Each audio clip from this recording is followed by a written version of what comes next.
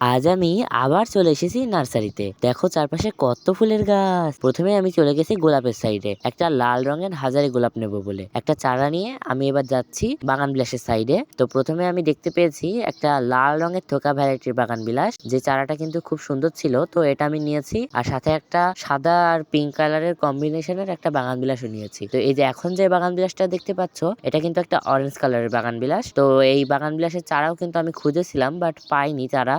Nursery কাকু বলেছেন যে চারাটা কিছুদিন পরে পাওয়া যাবে। তো আমি কিছুদিন পরে যেই চারাটা নিয়ে নেব।